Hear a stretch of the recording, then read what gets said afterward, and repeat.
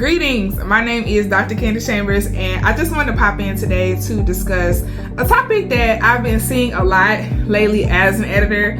And so as an editor with Education Writing Services, I edit plethora of dissertations each season. So summer, fall, spring. I see a lot of things with people's writing, and it's like, a pattern. One pattern that I've been seeing is the use of artificial intelligence that students or writers are using in their writing.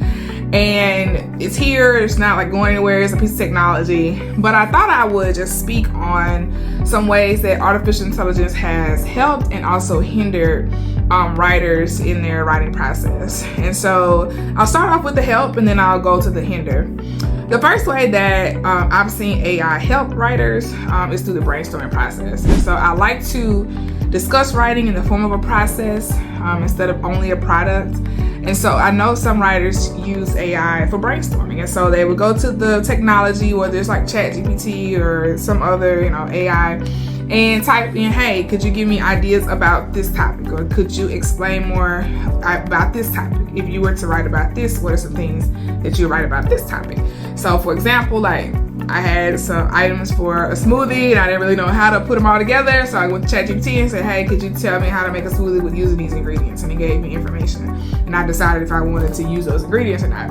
It is useful for generating ideas, getting the thought process started.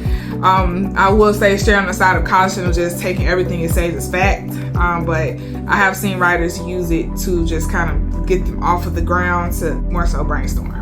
The second way that AI has helped writers is through the use of synonyms. Now, I will talk more about this on the hinder side, but I have seen whereas writers will put in a sentence or two into ChatGPT or an AI to kind of see if it gives them gives them synonyms for certain words, and if they're comfortable with using the words, they use those words. Now I'm gonna move on the side of the hinder. Along with helping with synonyms, I have seen whereas writers have obviously used an AI to either revise or write certain parts of their dissertations. And it's super evident because a lot of the text that these AIs provide are very empty. And so what I mean by that is they don't have substance. The language is very, very advanced. It's hard to follow the argument. Sometimes each sentence does not build on top of each other, like it's no coherent flow. And sometimes writers just take what they give as face fact and put it in their paper. I'm thinking some people are potentially writing something and then putting it into the AI to make it sound better, and then it just comes out with like this really robotic text that doesn't have any type of like organization or flow to it, and it's very, very obvious. Second way is through sources. All right. As an editor, I have to most of the time verify sources and make sure that they are cited properly or formatted properly, usually per APA.